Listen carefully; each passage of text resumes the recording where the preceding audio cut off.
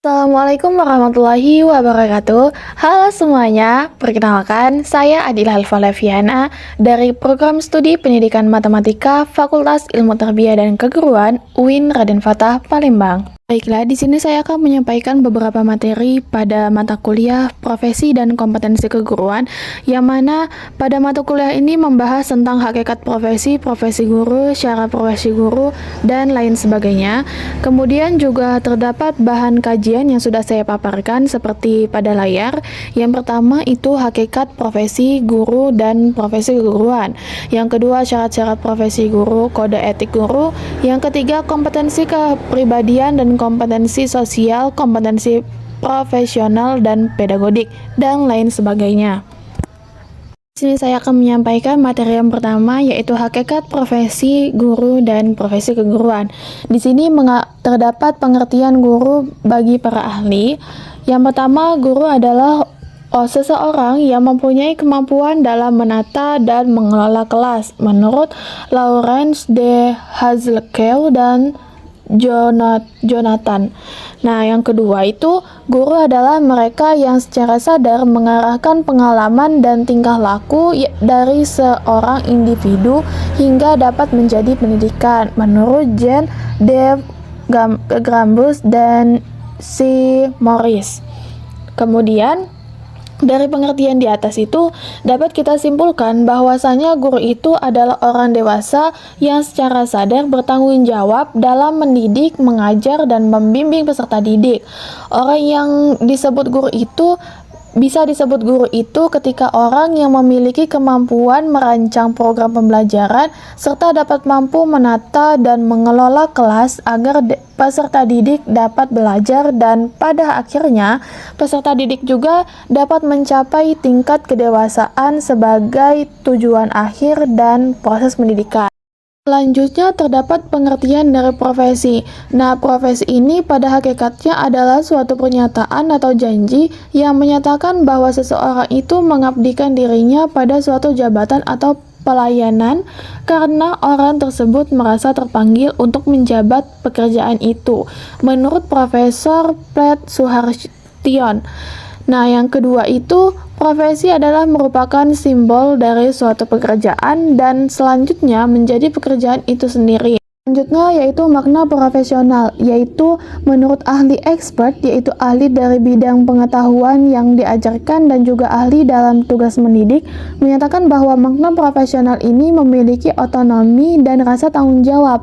Nah, otonomi yang dimaksud ini yaitu adalah suatu sikap profesional yang disebut juga sikap mandiri yang bisa mengambil keputusan sendiri dan bertanggung jawab atas keputusan tersebut. Kemudian memiliki rasa kesejawaan, yaitu salah satu tugas dari organisasi profesi adalah menciptakan rasa kesejawaan sehingga ada rasa aman dan perlindungan jabatan. Kemudian selanjutnya itu ada ciri-ciri guru sebagai suatu profesi. Nah, di sini hakikat suatu profesi adalah bahwa seorang guru itu lebih mengutamakan tugasnya sebagai suatu layanan sosial. Kemudian yang kedua, suatu profesi dilandasi dengan memiliki sejumlah pengetahuan yang sistematika. Jadi, guru ini apabila dikatakan sebagai guru yang mempunyai profesi, yaitu guru tersebut mempunyai pengetahuan yang sistematis. Kemudian suatu profesi punya otonomi yang tinggi. Misalnya bisa diartikan bahwa guru itu memiliki kebebasan dalam melaksanakan tugasnya. Terus yang keempat, suatu profesi mempunyai kode etik. Yang kelima, suatu profesi umumnya mengalami pertumbuhan terus-menerus. Selanjutnya itu kualifikasi profesionalisme guru. Di sini ada 6 macam. Yang pertama itu memiliki kompetensi dalam ilmu pengetahuan. Yang kedua memiliki kredibilitas moral. Yang ketiga dedikasi dalam menjalankan tugas. Yang keempat kematangan jiwa atau kedewasaan. Yang kelima memiliki keterampilan teknis mengajar. Dan yang keenam mampu membangkitkan etos dan motivasi anak didik. Kita masuk dalam materi yang kedua, yaitu syarat-syarat profesi guru dan kode etik guru. Nah, yang pertama ini ada pengertian kode etik guru, yaitu norma dan prinsip moral yang mengatur perilaku guru dalam melaksanakan tugasnya, itu kode etik. Nah, kode etik ini tujuannya itu untuk menjaga profesionalisme, integritas, dan etika dalam hubungan antar guru, siswa, dan juga orang tua serta masyarakat. Yaitu ada beberapa kode etik guru di Indonesia yang sudah saya tampilkan di layar. Di sini kalian bisa baca sendiri. Ada 9 kode etik guru di Indonesia. Kemudian saya lanjut ke syarat-syarat guru profesional. Nah, untuk menjadi guru yang profesional itu terdapat beberapa syarat. Yang pertama, harus memiliki keahlian khusus, keilmuan, atau keterampilan tertentu. Yang kedua, memiliki teori-teori baku secara universal. Yang ketiga, memiliki standar untuk kerja yang baku. Yang keempat, memiliki lembaga pendidikan khusus. Nah, yang kelima, memiliki kode etik seperti yang sudah dijelaskan sebelumnya. Yang keenam, itu memiliki organisasi profesi. Organisasi profesi ini seperti organisasi PGRI, yaitu Persatuan Guru Republik Indonesia, ada juga seperti KKG, dan lain sebagainya. Selanjutnya terdapat beberapa persyaratan kompetensi guru. Yang pertama, menguasai landasan-landasan kependidikan. Yang kedua, dapat menguasai bahan pembelajaran. Jadi untuk menjadi seorang guru itu wajib dan harus memahami terlebih dahulu materi pembelajaran yang akan diajarkan kepada siswa tersebut, kepada peserta didik nantinya. Nah, kemudian yang ketiga, mengelola program mengajar belajar. Yang keempat, mengelola kelas. Jadi untuk menjadi seorang guru itu guru harus bisa mengelola kelas, mengelola keadaan kelas di dalamnya seperti kebersihan kelas, kenyamanan kelas itu bagaimana, dan lain sebagainya. Materi selanjutnya yaitu kompetensi kepribadian dan kompetensi sosial serta kompetensi profesional dan pedagodik. Yang pertama ada pengertian dari kompetensi kepribadian, yaitu merujuk pada kemampuan yang terkait dengan perilaku pribadi seorang guru tersebut. Nah, menurut Undang-Undang Guru dan Dosen, kompetensi kepribadian adalah kemampuan untuk memiliki kepribadian yang stabil, berakhlak baik, bijaksana, berwibawa, dan dapat menjadi contoh bagi siswanya. Fungsi kompetensi kepribadian ini harus menjadi model dan inspirasi yang dapat memicu motivasi belajar siswa serta memberikan dorongan dan motivasi. Yaitu kompetensi sosial ini merujuk pada kemampuan seorang guru sebagai anggota masyarakat untuk berinteraksi dan berkomunikasi secara efektif dengan siswa, rekan-rekan guru, staf pendidikan, orang tua atau wali siswa, dan komunitas sekitar. Nah, adapun fungsi kompetensi sosial yaitu sebagai motivator dan inovator dalam pembangunan pendidikan. Yang kedua sebagai peneliti dan pengkaji ilmu pengetahuan serta sebagai pelayan masyarakat. Ini mengganjar tidak hanya berarti memberikan ceramah di depan kelas, tapi juga memberikan kesempatan sebanyak mungkin kepada siswa untuk melakukan aktivitas belajar mereka menurut Syah pada tahun 2014. Dalam Peraturan Pemerintah Republik Indonesia Nomor 32 Tahun 2013 tentang perubahan atas Peraturan Pemerintah Nomor 19 Tahun 2005 menyatakan tentang Standar Nasional Pendidikan pada pasal 28 ayat 3 berbunyi, yang dimaksud dengan kompetensi profesional ini adalah kemampuan penguasaan materi pembelajaran secara luas dan mendalam yang memungkinkannya membimbing peserta didik memenuhi standar kompetensi yang diterapkan dalam Standar Nasional Pendidikan. Pedagogik menurut Bulyasa pada tahun 2015 yang menjelaskan pada pasal 28 ayat 3 butir A bahwa kompetensi pedagogik adalah kemampuan dalam mengelola pembelajaran siswa yang mencakup pemahaman terhadap siswa, perencanaan dan pelaksanaan pembelajaran, evaluasi hasil belajar, dan pengembangan siswa untuk mengaktualisasi berbagai potensi yang mereka miliki. Dalam evaluasi pembelajaran dan bimbingan atau konseling, yaitu dalam Peraturan Pemerintahan Nomor 29 Tahun 1990 tentang Pendidikan Menengah, dikemukakan bahwa bimbingan merupakan bantuan yang diberikan kepada peserta didik dalam rangka menemukan pribadi, mengenal lingkungan, dan merencanakan masa depan. Nah, konseling ini adalah proses pemberian yang dilakukan melalui wawancara konseling oleh seorang ahli kepada individu yang sedang mengalami suatu masalah yang bermuara pada teratasinya masalah yang dihadapi oleh klien, menurut Prayitno pada tahun 1997. Merencanakan kegiatan penyelesaian studi, perkembangan karir, serta kehidupannya di masa yang akan datang.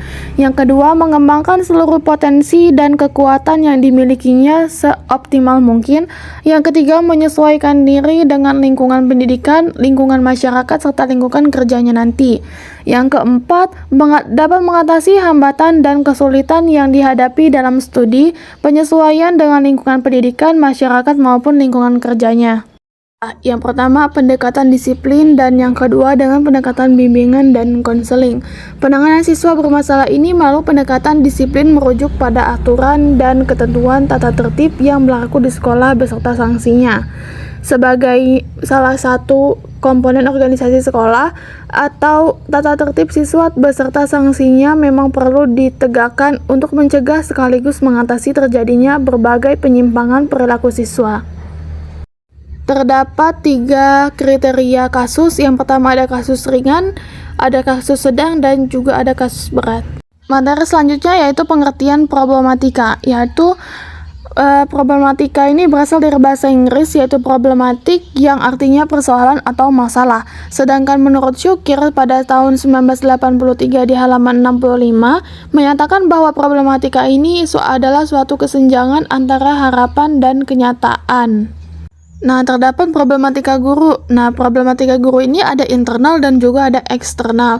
Kalau yang dari internal ini menurut Nana Sujana pada tahun 1998 pada halaman 41 bahwa problematika internal ini dialami oleh guru pada umumnya berkisar pada kompetensi profesional yang dimilikinya, baik bidang kognitif seperti penguasaan bahan atau materi, bidang sikap, dan juga bidang perilaku.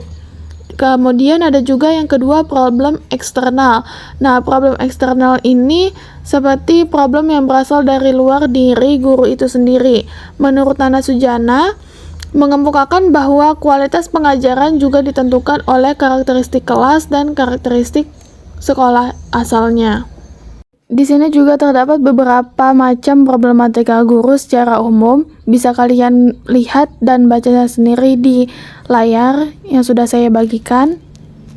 Selanjutnya itu ada pengertian dari evaluasi pembelajaran. Nah, evaluasi ini merupakan proses yang sistematis dan berkelanjutan untuk mengumpulkan, mendeskripsikan, menginterpretasikan, dan menyajikan informasi untuk dapat digunakan sebagai dasar membuat keputusan, menyusun kebijakan, maupun menyusun program selanjutnya. Selanjutnya, ciri khas dari evaluasi yaitu yang pertama sebagai kegiatan yang sistematis.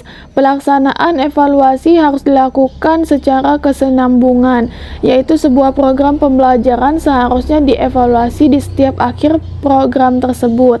Nah, yang kedua, dalam pelaksanaan evaluasi dibutuhkan data dan informasi yang akurat untuk menunjang keputusan yang akan diambil nantinya. Yang ketiga, kegiatan evaluasi dalam pendidikan tidak terlepas dari tujuan-tujuan pembelajaran yang telah ditetapkan sebelumnya.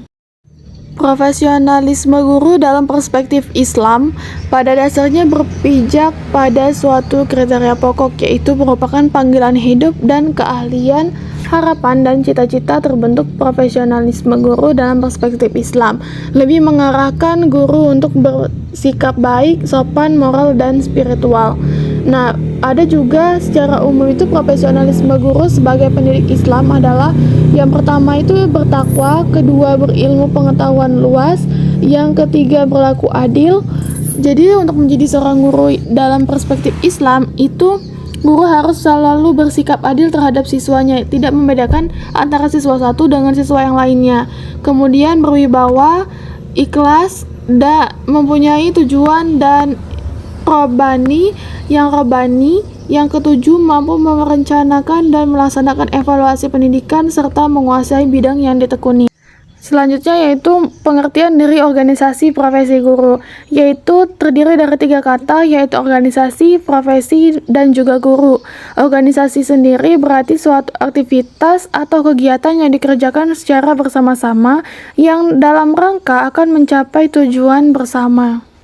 Organisasi dalam meningkatkan profesionalisme guru, yang pertama ada organisasi PGRI, singkatan dari Persatuan Guru Republik Indonesia, yang didirikan pada tanggal 25 November 1945 setelah 100 hari proklamasi kemerdekaan Indonesia.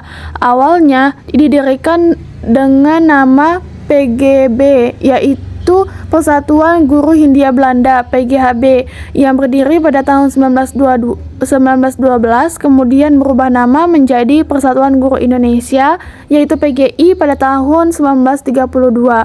Tujuan utamanya untuk membela dan mempertahankan Republik Indonesia, untuk membela dan memperjuangkan nasib guru pada khususnya dan buruh pada umumnya. Selanjutnya itu ada organisasi Himpaudi, adalah wadah organisasi profesi yang bersifat independen yang menghimpun pendidik dan tenaga kependidikan anak usia dini. Selanjutnya ada organisasi ISPI yang lahir pada tahun 1960-an. Keadaan organisasi ini sebelumnya adalah bersifat regional karena berbagai pihak menyangkut komunikasi antar anggotanya, dan keadaan seperti itu berlangsung cukup lama.